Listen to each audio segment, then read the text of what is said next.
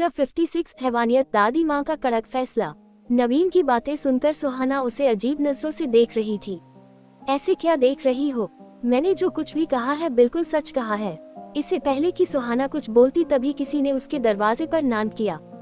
दोनों जब उस ओर देखे तो सामने उनके घर की मेड खड़ी थी। मैम साहब, आप दोनों को नीति मैम साहब ने डिनर करने के लिए बुलाया है। ठीक है, आप चलिए, हम आते हैं। मेड वहाँ से चली गई। मेड के जाते ही दोनों ही कमरे से बाहर आए। सब वहाँ पर पहले से ही मौजूद थे। सुहाना को देखकर सभी अपना मुंह फेर लिए। सबसे पहले नैनी, वो तो मन ही मन सुहाना को गालियाँ दे रही थी। रेहा, उसे तो सुहाना बिल्कुल भी पसंद नहीं थी। फिर कुमुद और बबली, वो दोनों तो उसे खा जाने वाली नजरों से देख रहे थे। खुशी उसे देखकर खुश थी। कादम्बरी और उनकी जेठानी देवरानी भी उसे देखकर दूसरी तरफ मुंह फेर लिया। दादी माँ उन दोनों को अपने बगल में आकर बैठने के लिए बोली। दोनों आकर चुपचाप उनके बगल में बैठ गए। नीति उनका प्लेट लगाने लगी। नीति बेटा, तुम भी आकर हमारे साथ डिनर कर ले, दिन भर घर का सारा काम अकेले करती है। तू भी आकर डिनर कर ले।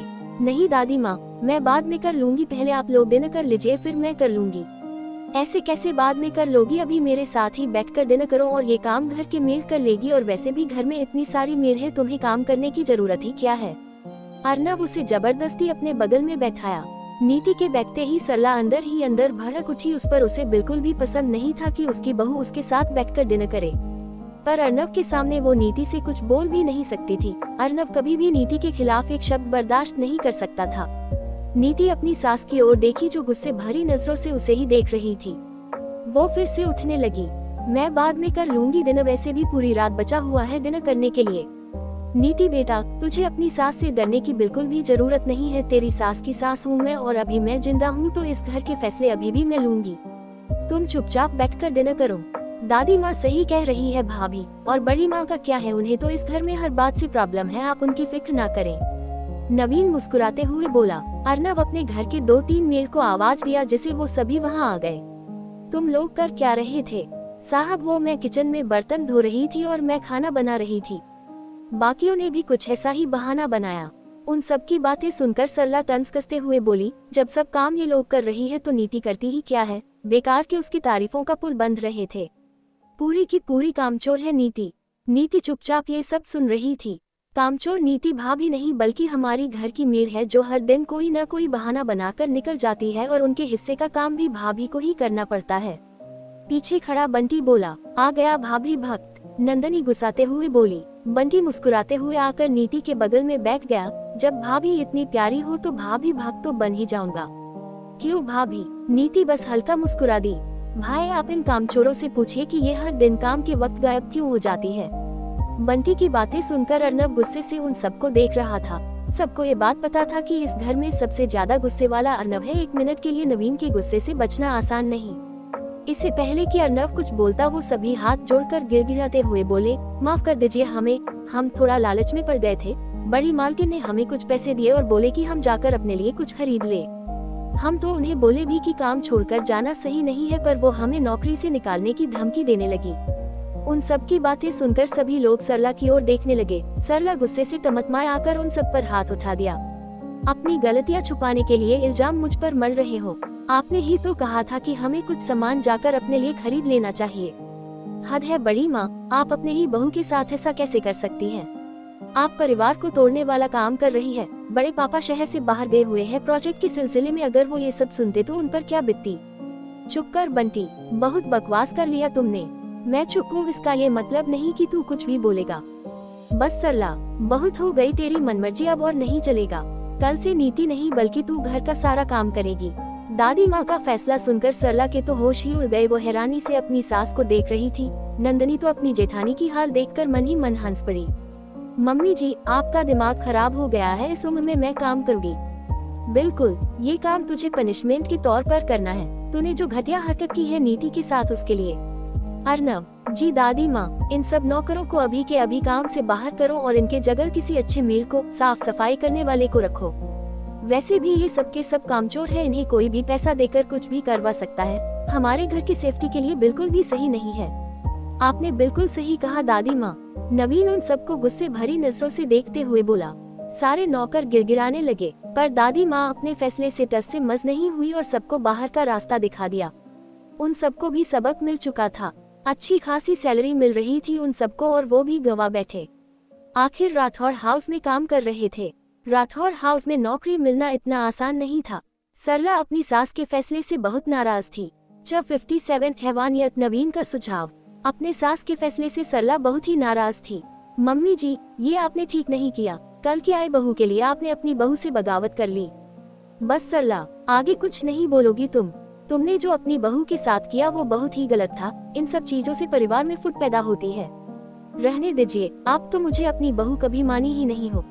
मॉम, मैं हैरान हूँ इस बात से कि आप अभी भी अपनी गलतियों को एक्सेप्ट नहीं कर रही हो। ऊपर से दादी माँ से ही बदतमीजियाँ शुरू कर दी है। आखिर नीति से आपको प्रॉब्लम क्या है? क्यों बार बार इसे परेशान करती रहती है? माना कि हमारी शादी लव मैरिज हुई है, नीति आपकी पसंद की बहू नहीं है, पर मैं तो पसंद करता हूँ ना उसे। सुना है कि बच्चे की खुशी में ही माँ बाप की खुशी होती है, फिर आप मेरी खुशियों में क्यों विघ्न डाल रही हो? अर्नब, अपनी माँ से कोई ऐसे बात करता है? कादम्बरी गुस्साते हुए बोली। इन सॉरी छोटी माँ, पर आप माँ को समझाती क्यों नहीं है? क्यों बार बार वो नीति को परेशान करती है? अगर ऐसा ही चलता रहा तो मुझे अपने और नीति के लिए अलग घर लेना पड़ेगा। भाई, नवीन हैरानी से उसे देखते हुए बोला। माना कि बड़ी माँ ने गलती की है, पर इसका ये मतलब तो नहीं कि आप अपने फैमिली से अलग हो जाएंगे। तो क्या करूँ तुम ही बताओ। माँ को समझा समझा कर थक गया हूँ, वो है कि मानती नहीं है।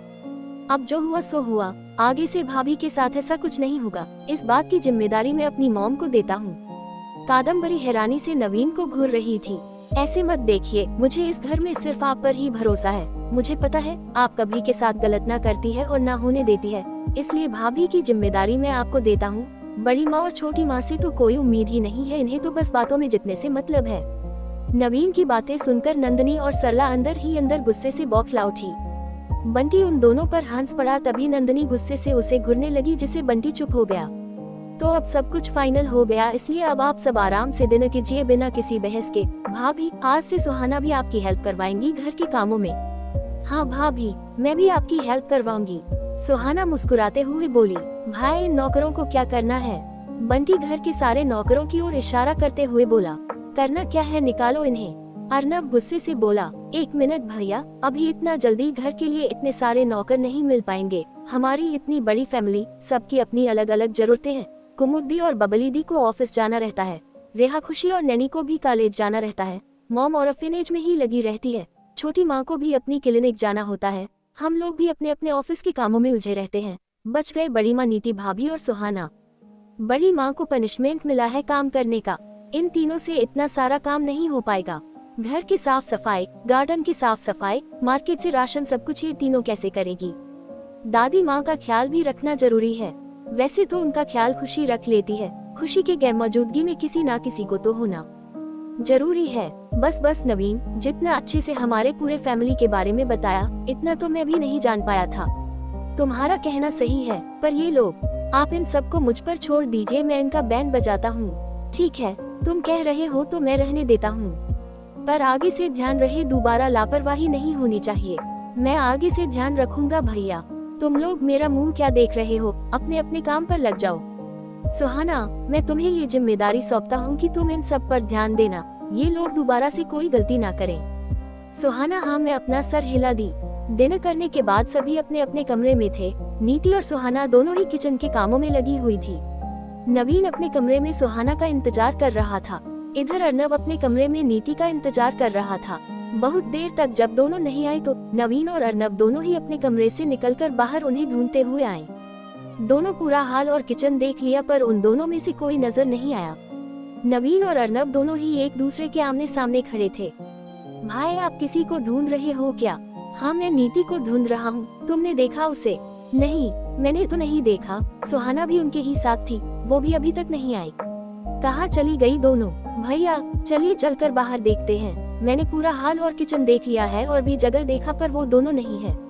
नवीन की बातें सुनकर अर्नब घबरा गया। एक बार गार्डन में चलकर देखते हैं, हो सकता है दोनों वहाँ हो। अर्नब की बातें सुनकर नवीन को भी लगा कि हो सकता है। दोनों ही घर से बाहर की ओर चल दिए। बाहर निकलकर गार्डन वाले एरिया में आए तो हैरानी से उन दोनों की आंखें फैल गई। गार्डन में झूले पर दोनों बैठी हुई थी, आपस में बातें करते हुए हंस रही थी। नवीन और अर्नब जाकर अपने दोनों हाथें बांधकर उनके सामने खड़े हो गए। नीति और सुहाना दोनों का ध्यान बस अपने बातों पर ही था। उन दोनों को पता ही नहीं चला कि कब अर्नव और नवीन उन दोनों के पीछे आकर खड़े हैं। जब वो दोनों पीछे मुड़कर नहीं देखी तो ये दोनों ही आकर उन दोनों के सामने खड़े हो गए। नवीन और अर्नव को साथ देखकर वो दोनों हैरानी से खड़ी हो गई। आप दोनों यहाँ और भी इस वक्त? नीति हैरानी से पूछी। जब 58 हैवानियत नैनी की नफरत, आप दोनों यहाँ और वो भी इस वक्त? नीति का सवाल सुनकर अर्नव मुस्कुराते हुए बोला, जब आप दोनों यहाँ हो सकती है तो हम क्यों नहीं? आप दोनों को नींद नहीं आ रही है क्या? जब हमारी बीवियां हमारे पास ना हो तो हमें नींद कैसे आएगी? क्यों नवीन, सही कहा ना? तुम्हें भी नींद आ रहा था सुहाना के बिना? तुम भी तो उसे ढूंढ रहे थे ना? अर्नव की बातें सुनकर सुहाना हैरानी से नवीन को देखने लगी जो अभी सर झुकाए खड़ा था। क्या बात है देवर जी, देवरानी जी के बिना एक मिनट भी आपसे रहा नहीं जाता। नीति की बातें सुनकर सुहाना जोर जोर से खांसने लगी। वहाँ रखा पानी का बोतल उठाकर नवीन सुहाना की ओर बढ़ाया। सुहाना उसे लेकर पीने लगी। देखा कितना केयर करता है मेरा भाई, अर्नव मुस्कुराते हुए बोला। तभी सुहाना को सरक गया और पूरा का पूरा कुल्ला नवीन के ऊपर चला गया। ये देखकर सुहाना सहम सी गई। अर्नव और नीति हंस पड़े। ओ माय गॉड, नवीन तो आज जिंदा नहीं छोड़ेगा मुझे। सुहाना डरी सहमी सी उसे देख रही थी। नवीन कभी अपने टी शर्ट को देख रहा था तो कभी गुस्से से सुहाना को। नीति उसे डरा हुआ देख उसके कंधे पर हाथ रखते हुए, तुम्हें डरने की बिल्कुल भी जरूरत नहीं है, कुल्ला ही तो है, क्या हो गया, चला भी गया तो? ये तो प्यार की निशानी है। अच्छा, मेरे भाई का पूरा कपड़ा खराब कर दिया और तुम बोल रही हो कि ये प्यार की निशानी है? ये प्यार की निशानी नहीं बल्कि गुस्से की निशानी है। आप तो चुप रहो। एक तो बेचारी सुहाना डरी हुई है और उस पर से आप और डरा रहे हो। नवीन चुपचाप खड़ा था, वो कोई रिएक्ट नहीं कर रहा था। नवीन, तू ऐसे चुपचाप क्यों खड़ा है, कुछ तो बोल। नवीन सुहाना की ओर गुस्से भरी नजरों से देख रहा था। तभी सुहाना जल्दी से आकर अपने दुपट्टे से उसका टी शर्ट साफ करने लगी। सॉरी, मैंने जानबूझकर नहीं किया, ये सब गलती से हो गई। प्लीज आप गुस्सा मत होइए, मैं इसे साफ कर देती हूँ। सुहाना बोले जा रही थी और अपने दुपट्टे से उसका टी शर्ट साफ कर रही थी। तभी नवीन उसका हाथ पकड़ लिया। बस करो अपना ड्रामा, मैं तुम्हें खा नहीं जा रहा हूँ जो इतना सीन क्रिएट कर रही हो। नवीन वहाँ से घर की ओर चल दिया। सुहाना भी उसके पीछे पीछे आई। उन दोनों को जाता देख अर्नव नीति को छेड़ते हुए बोला, ये लड़कियाँ कितना ड्रामा करती है। उसकी बातें सुनकर नीति उसे घूरने लगी। क्या ड्रामा करती है लड़कियाँ? अब तुमने देखा नहीं? नवीन कुछ बोला भी नहीं और सुहाना तो ऐसे रिएक्ट कर रही थी जैसे नवीन उसका कत्ल करने वाला हो। अच्छा, इसमें दोष किसका है? देवर जी का ही, उन्होंने ही डरा कर रखा होगा उसे, वरना सुहाना इतना रिएक्ट क्यों करती? हाँ, आप लोगों के नजरों में तो हम लोग ही दोषी है। बिल्कुल, हमेशा अपनी बीवियों को डरा कर रखते हैं। अच्छा जी, ऐसी बात है। अर्नव उसे तुरंत गोद में उठा लिया। ये क्या कर रहे हैं आप? किसी ने देख लिया तो क्या सोचेगा? यही सोचेगा कि मैं अपनी इस खूबसूरत सी बीवी को प्यार कर रहा हूँ। आप भी ना, उतारिए मुझे नीचे। नहीं, अब तो मैं आपको अपने कमरे में ही उतारूंगा। अर्नव उसे लेकर घर के अंदर चला गया। नीति मुस्कुराते हुए उसके आंखों में देख रही थी। जैसे ही हाल में लेकर आया तभी वहाँ सरला उन दोनों को मिल गई। अर्नव के गोद में नीति को देखकर सरला तो जैसे मुंह दूसरी तरफ फेर ली। बेशर्मी की भी हद होती है, सरला भुनाभुनाने लगी। सॉरी माँ, बोलते हुए अर्नव उसे गोद में लिए ही भागा। तभी उसे कादम्बरी मिल गई। वो भी उसे देखकर दूसरी तरफ मुंह फेर ली और मुस्कुराने लगी। ये बच्चे भी ना हमेशा बच्चे ही रहते हैं। अर्नव फिर से झेपते हुए बोला, सॉरी छोटी माँ, मैंने एक चैलेंज किया है नीति से, उसे कमरे में जाकर ही नीचे उतारूंगा। नीति शर्म से अपना चेहरा दोनों हाथों में छुपा ली थी। कादम्बरी मुस्कुराते हुए बोली, कोई बात नहीं बेटा, वैसे भी तुमने किसी और की बीवी को थोड़े ना थामा है, अपनी बीवी को थामा है। अर्नव शर्म से बिना कुछ बोले वहाँ से अपने कमरे की ओर बढ़ गया। जैसे ही वो अपने कमरे के अंदर पैर रखने ही वाला था तभी खुशी, रेहा और नैनी उसके सामने आकर खड़ी हो गई और खिलखिलाकर हंस पड़ी। उन लोगों की हंसी नीति के कानों में गूंजी। वो मन ही मन, हे भगवान, आज तो पूरे घर वालों को पता चल गया कि इन्होंने मुझे गोद में उठाया है। क्या कर रही हो, हटो दरवाजे से। अर्नव उन सब की ओर देखते हुए बोला, बिल्कुल नहीं, पहले हमें नेक चाहिए फिर अंदर जाने देंगे। मैं शादी करके थोड़े ना आ रहा हूँ, शादी हुए बहुत दिन हो गए हमारी, फिर आज क्यों नेक मांग रही हो? वो सब हम नहीं जानते, हमें तो बस नेक चाहिए। पर किस खुशी से? दोबारा गृह प्रवेश किया है भाभी के साथ, उसी खुशी में दे दीजिए, वरना पापा और छोटे पापा सबको बुला देंगे। कमाल है यार तुम लोग, ऐसी भी कोई धमकी देता है भला। ठीक है, तुम लोगों की नेक मिलेगी पर अंदर तो जाने दो, मैं यहाँ नीति को अपने गोद से नहीं उतार सकता। गर्ल्स, भाई ने चैलेंज किया है, भाई के रिस्पेक्ट की बात है, हट जाते हैं। बोलते हुए तीनों हट गई।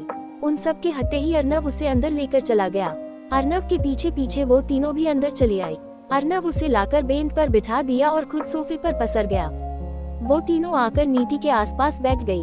हमारी प्यारी भाभी, आपको नजर न लगे किसी की, खुशी मुस्कुराते हुए बोली। मुझे अच्छे से पता है भाभी को उस चुड़ैल की नजर जरूर लगेगी। नैनी की बातें सुनकर अर्नव हंसते हुए बोला, किस चुड़ैल की बात कर रही हो तुम? वही सुहाना चुड़ैल, वो बहुत भयानक चुड़ैल है। भाई को अपने वश में कर ली है। भाई उसके इशारों पर ही नाचते हैं। नैनी की बातें सुनकर सबको हंसी छूट गई। तभी नीति उसे समझाते हुए बोली, ऐसे नहीं बोलते नैनी, वो तुम्हारी भाभी है और भाभी माँ के समान होती है। नीति की बातें सुनकर नैनी उसका हाथ अपने हाथों में लेकर चूमते हुए बोली, आप हो ना मेरी भाभी माँ, और सिर्फ आप ही मेरी भाभी हो। मैं उसको अपनी भाभी माँ नहीं मानती।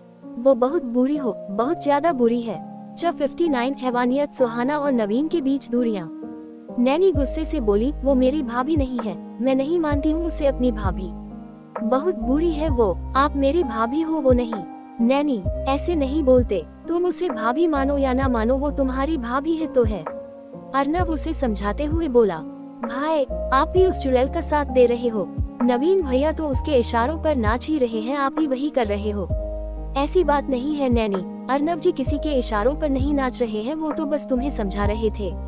मुझे नहीं समझना भाभी, वो सच में बहुत बुरी है। बस नैनी, अब एक और शब्द अपने भाभी के बारे में गलत नहीं बोलोगी। अर्नव सख्त लहजे में बोला। तभी नीति उसे इशारों से शांत रहने के लिए बोली। अर्नव चुप हो गया। इधर नवीन के पीछे पीछे सुहाना आई। नवीन कबर्ड से अपने लिए दूसरा टी शर्ट निकाल कर बेंच पर रख दिया। जैसे ही वो अपना टी शर्ट निकाला तभी सुहाना वहाँ आ गई और उसे बिना टी शर्ट के देख अपनी आंखें बंद कर ली। शर्म नहीं आती आपको? बिना टी शर्ट के घूम रहे हैं। ये आपका अकेले का कमरा थोड़ी ना है। नवीन अपने हाथों में लिया टी शर्ट सोफे पर फेंक दिया और बेन रखा टी शर्ट उठाकर पहन लिया और चुपचाप आकर बेन पर लेट गया और एक मैगजीन उठाकर पढ़ने लगा।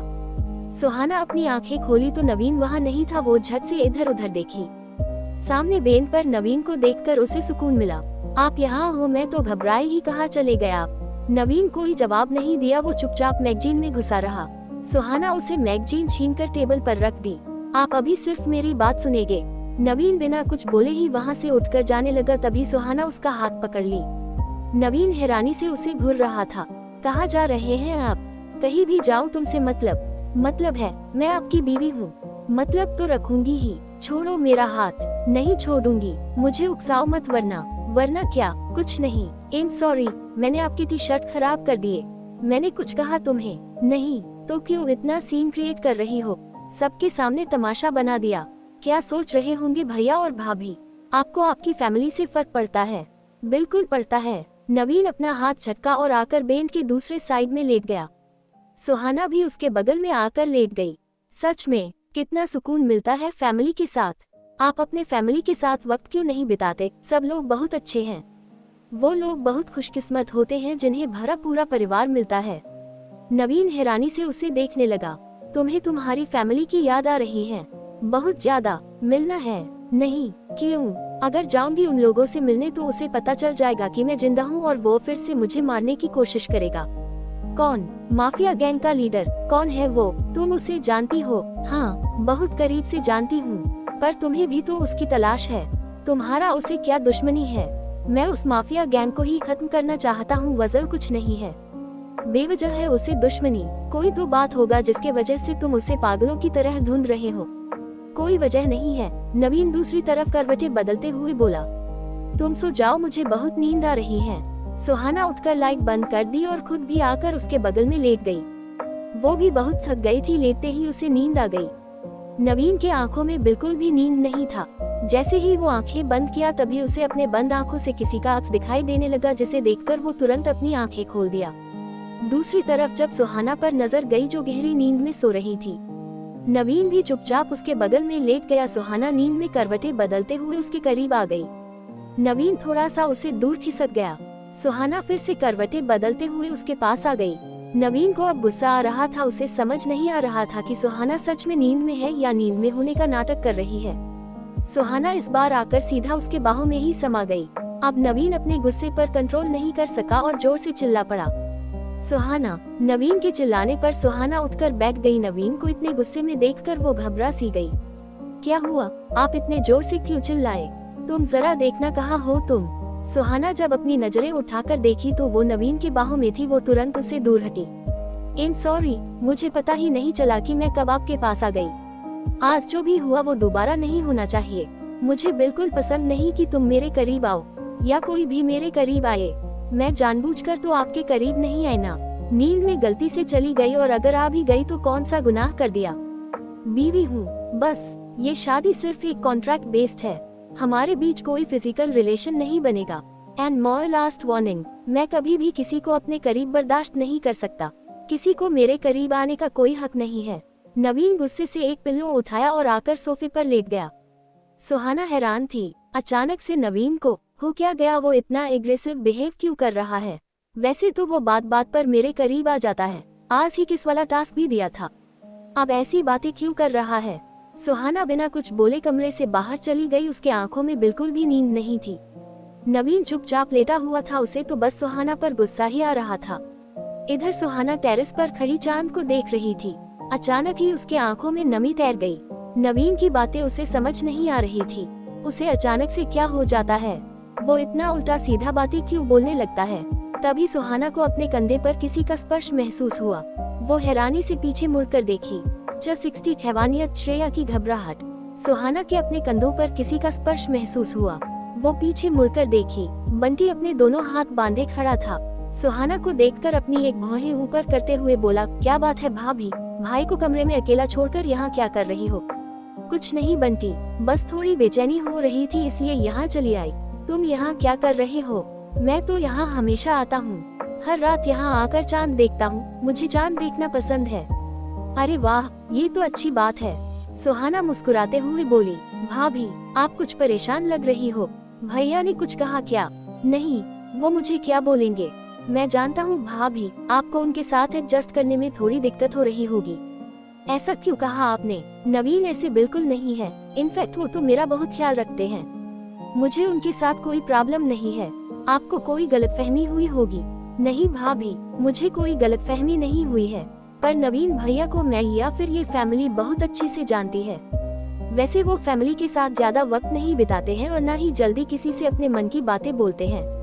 ऐसा क्यों? ऐसी कोई बात है क्या जो उन्हें अपने अंदर दबा रखा हो? बहुत तकलीफ में है वो जल्दी किसी से नहीं घुलते मिलते। उनका अपना एक अलग ही दुनिया है और उनकी दुनिया है खामोशी, अकेलापन। पर ऐसा क्यों? इतनी अच्छी फैमिली है, सब इतना अच्छा है, किसी चीज की कोई कमी नहीं है। तब ऐसा क्यों?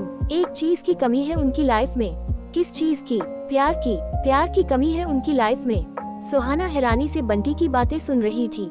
पर उन्हें तो प्यार करना पसंद ही नहीं है। न तो वो किसी के करीब जाते हैं और न ही अपने करीब किसी को आने देते हैं। ऐसी बात नहीं है भाभी। तो क्या बात है? इससे पहले कि बंटी कुछ बोलता तभी एक कड़क आवाज उन दोनों के कानों में गूंजी, जिसे दोनों घबराकर पीछे मुड़े। सामने नवीन खड़ा था जो उन दोनों को गुस्से से देख रहा था। भाई आप यहाँ? बंटी घबराते हुए बोला। नवीन उसे इग्नोर कर सुहाना के पास आया और बिना कुछ बोले उसका हाथ पकड़कर वहां से जबरदस्ती खींचते हुए लेकर चला गया। बंटी घबराते हुए उन दोनों को ही देख रहा था। बंटी मन ही मन हो गया बेरपार। नवीन भैया कल मेरा बैंड बजाकर ही रहेंगे। नवीन सुहाना को जबरदस्ती खींचते हुए कमरे में लेकर आया और दरवाजा अंदर से लॉक कर उसके बाजू कसकर पकड़ते हुए अपने करीब खींचा और उसके आंखों में देखते हुए, तुम बंटी के साथ क्या कर रही थी? तुम ऐसे क्यों पूछ रहे हो जैसे मैंने कोई बहुत बड़ा गुनाह कर दिया हो? बिल्कुल गुनाह कर दिया है। तुम्हें मेरी फैमिली से ज्यादा क्लोज होने की जरूरत नहीं है और स्पेशली मेरे को लेकर तो बिल्कुल भी नहीं। मुझे बिल्कुल पसंद नहीं कि कोई मेरा जासूसी करे। मैं आपका जासूसी नहीं कर रही थी।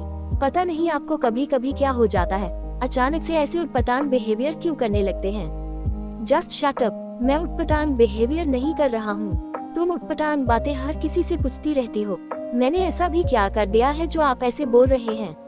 नवीन उसका हाथ छोड़ दिया और आकर सोफे पर बैठ गया। सुहाना हैरानी से उसे देख रही थी। उसे समझ ही नहीं आ रहा था कि आज उसे हो क्या गया है, क्यों ऐसी हरकतें कर रहा है। लाइट बंद करो, मुझे नींद आ रही है, कहते हुए नवीन सोफे पर ही लेट गया। सुहाना चुपचाप लाइट ऑफ कर दी और खुद भी आकर बेंच पर लेट गई। सुबह सुबह जब उसकी आंखें खुली तो सोफे पर नवीन नहीं था। वो हड़बड़ाते हुए उठी और हर जगह उसे ढूंढने लगी। तभी नवीन डाइनिंग टेबल पर बैठा दिखाई दिया। सुहाना उसके पास आई तो देखा कि वो ब्लैक कॉफी पी रहा है। तभी सुहाना को कुछ याद आया और वो जल्दी से भागते हुए कमरे में आई। नवीन हैरान से मन ही मन इसे क्या हुआ, ये ऐसे क्यों भाग रही थी। इधर रजत सुहाना से मिलने के लिए निकल चुका था। वो सुहाना को अपना एड्रेस सेंड कर दिया था। सुहाना जल्दी से तैयार होकर बाहर आई। नवीन अभी भी वहीं था। सुनो, मैं रजत अग्रवाल से मिलने जा रही हूँ, मुझे उसे कुछ इम्पोर्टेंट बात करनी है। तुम्हें कोई प्रॉब्लम तो नहीं है ना? नवीन अपने कॉफी का सिप लेते हुए बोला। अगर मुझे प्रॉब्लम होगा तो क्या तुम उसे मिलने नहीं जाओगी? नवीन की बातें सुनकर सुहाना कोई जवाब नहीं दी। उसकी चुप्पी देखकर नवीन एक तीखा लुक दिया। तुम्हारी चुप्पी बता दी तुम्हारा जवाब। देखो, बात जरूरी है इसलिए जाना भी जरूरी है। प्लीज मुझे समझने की कोशिश करो। मैं अच्छे से समझ रहा हूँ तुम्हें, पर तुम मुझे नहीं समझ पा रही हो। आई नो मेरी फीलिंग्स थोड़ी कॉम्प्लिकेटेड है, कोई समझ नहीं पाएगा, कहकर नवीन वहाँ से उठकर चला गया। सुहाना उसे हैरानी से जाते हुए देख रही थी। तभी उसके नंबर पर कॉल आया और वो निकल गई। इधर श्रेया परेशान बैठी हुई थी। उसे बार बार इस बात का डर लग रहा था कि कहीं विराज वापस आए, फिर उसका अगला निशाना कौन होगा। यही सब बातें उसके दिमाग में चल रहा था। तभी उसे रजत का ख्याल आया और तुरंत उसे कॉल लगाया। रजत सुहाना का इंतजार कर रहा था। अभी सुहाना नहीं आई थी। अनो नंबर देखकर वो कॉल रिसीव किया। हेलो रजत, मैं बोल रही हूँ श्रेया। श्रेया का नाम सुनकर रजत की चेहरा खिलसा गया। वो तुरंत कॉल उठाया। हाय श्रेया, कैसे याद किया? रजत, वो मुझे थोड़ी घबराहट हो रही थी। किस बात से? वो माफिया गैंग का लीडर, मुझे उसे डर लग रहा है। अभी की शांति आने वाले तूफान का संकेत है। मुझे इस शांति से बहुत घबराहट हो रही है। डोंट वेरी, मैं हूँ तुम्हारे साथ। तुम्हें किसी से डरने की कोई जरूरत नहीं है। इनफैक्ट पूरा राठौर